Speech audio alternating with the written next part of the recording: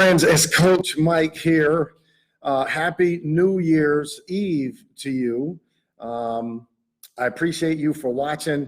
Give me a couple of minutes of your time. I want to do my part in prepping you for next year. Just something to think about when it comes to your performance and it's who you hang out with, the people that are observing what it is that you're going to be doing with this wonderful new decade we have coming. So most of us desire praise from someone, somewhere, somehow, some way. When we're little, we love praise from our parents. Good job. Oh, that was great. Oh, you're fantastic at that. That was wonderful. You want some type of, you want someone to notice that you're working, I'm trying, I'm doing my best, I'm succeeding. And that's wonderful when a parent trains up their child and they give them praise for their accomplishments.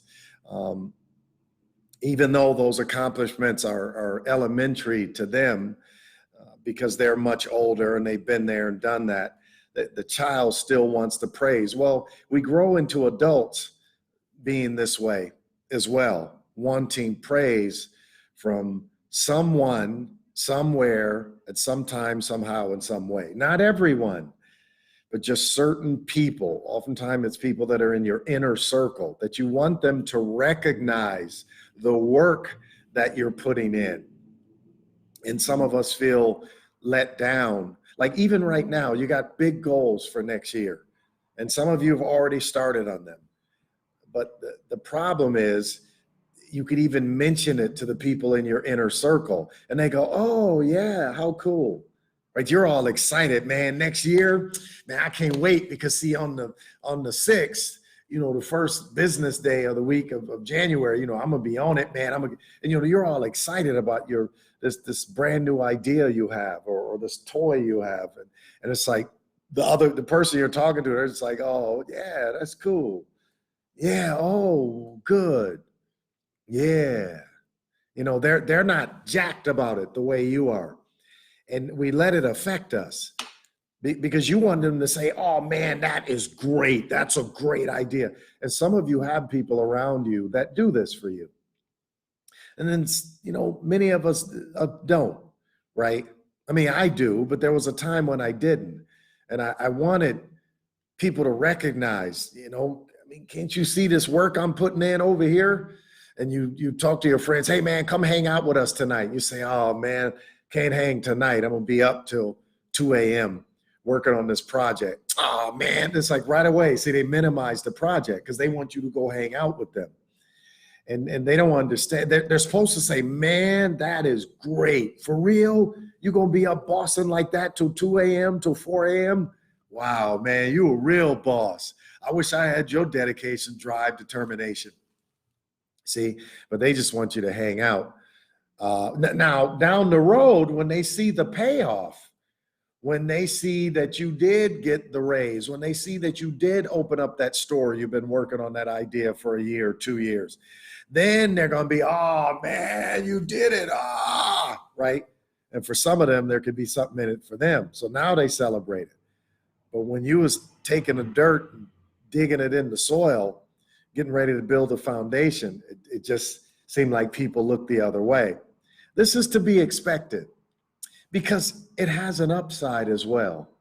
This also has an upside. Yeah, people that are not celebrating your goals in 2020 the way that you want them to, or you think they should even, this can have an upside because when it does blow up and when it is awesome and it is wonderful, and it's for many of them in this community, you're an actor, right?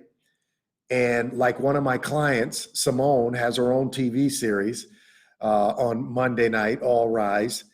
See, so a person like, imagine having your own TV series and the position. Look at the position she's in. She's a judge. She's a Black female judge. Man, that's power. Look at all the little girls she's going to inspire. Just being on TV series, right? Look at that.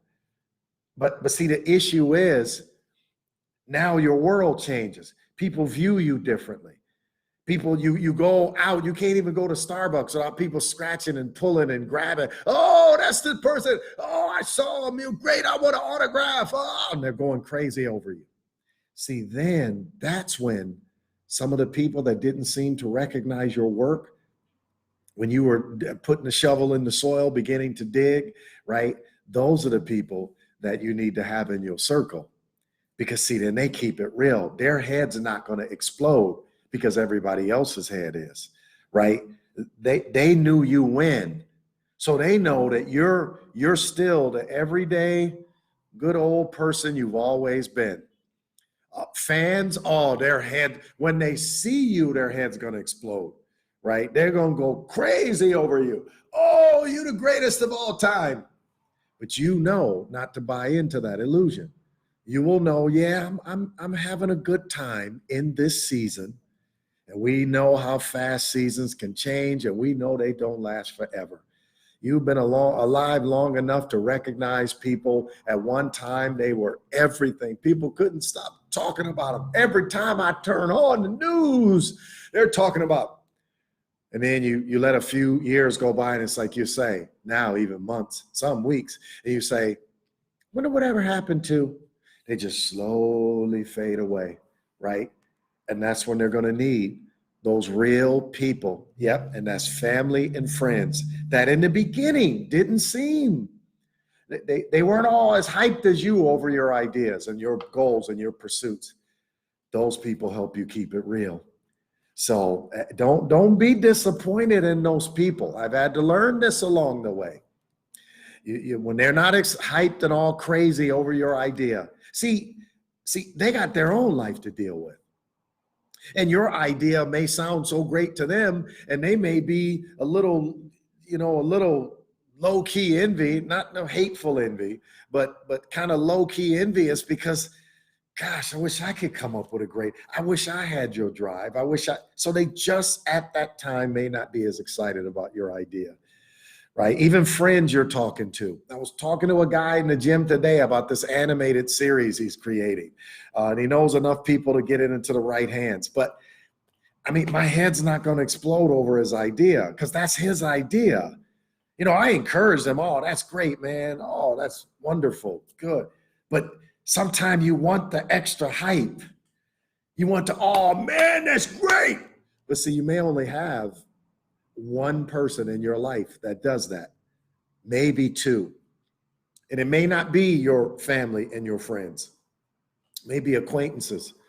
So don't be hard on them. Don't be discouraged because only you are going to know the depth of the work and the times and the trials and the challenges that you've been through. I don't care. Even if they recognize, they're not you. They're not inside your skull. So they don't know. And that's why when you celebrate for yourself, you celebrate big. Some people can buy you gifts and stuff, but you know what your gifts, you know what you like. So you got to set up this reward system for yourself where you go and you accomplish a big goal. Now you get to go purchase something. Maybe you have no business purchasing. I don't know. You'll know what that means when the time comes. I have my excesses. I have like a car. I don't even drive it because I'm driving my work van all the time. But that's kind of my gift to me. Is it what might some look and say is kind of foolish because dude just parked this beautiful, very pricey car in front of his house and he just covers it up with the car cover. I mean, my son drives it more than I do. It's a beautiful Mercedes. That's my thing, right? And I'm a little strange, or kind of some might call it foolish for that expenditure.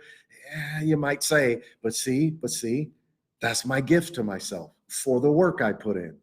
Anybody that watches me, right? And that's mainly my family. They see the work I put in. I had to catch myself last night. My oldest boy said, Dad, you want to play cards with us? And I was like, oh no, because our lovely little family friends came over. They're all grown now, but we watched over them since they were little, right? And I was getting ready to go do some work. And I was like, oh no, wait a minute. I went and played cards. I have the greatest time with my children. They kind of like the same boring stuff we do. So we have a good time. They're old souls is what they are. But But I stopped and I was like, no, wait a minute. You better get in there and go play cards with them, have a good time, right? Because I don't have a whole lot of those times left with my children, because they'll be meeting people and they'll be going off and doing their thing, right? And believe me, I'm a helicopter parent, so I don't look forward to that day. Some might even call it unhealthy, but they got, they're going to have their time when they're going to spread their wings and fly. So, but I was getting ready to go work. He said, Dad, you want to play cards with us? I'm like, oh, no. And I was like, I'm getting ready to go work. I want to sit down at the computer. I got a ton of stuff, stacks of stuff I got to get done, right? It'll be that way for a while. But then I wanted to go play cards, right? But that's me. It's work, right? That's what it is. It's work. In these years where I still got strength in my hands, man, and in my arms and in my back, and I can work. But I don't expect a parade outside my home for people to notice the work that I put in. Just don't expect it, because they're not going to know anyway. Even if there was a parade, they're still not going to understand, right? Only you will. So that's why I say, set up a reward system for yourself. You know what you can afford. You know what you can't afford. Okay, I know. But the more rewards you get, the more you go for bigger goals and more goals. So, again, I just want to leave that with you. Don't expect others to notice that you're up till 4 a.m. working, burning the midnight oil. That's a gift to you, that you even have the mind and the drive to sit and do that kind of work. Man, that's a blessing. That's a gift, because it's all going up. It's all good. It's all positive. It's all pluses for you to even have the mind to sit for hours and hours, days and days, and do something productive with your time. You see how people waste time, and you're not doing it.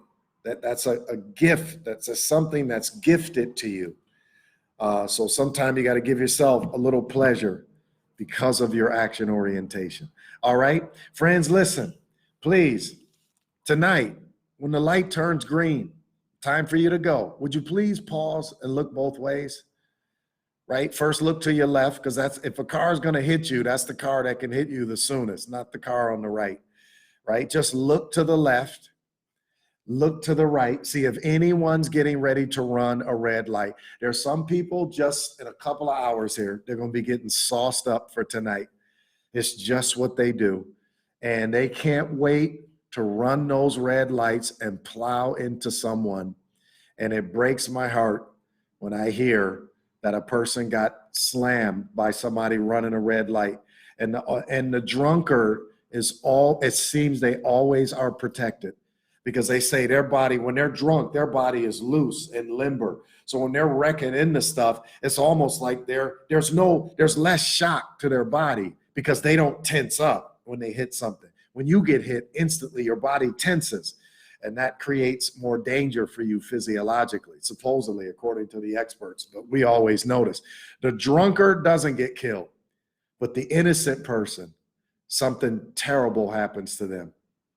So what I want you to do, just pause. If the person behind you flipped the bird and all that, they'll just have to wait, because guess what? You could possibly be saving their life as well.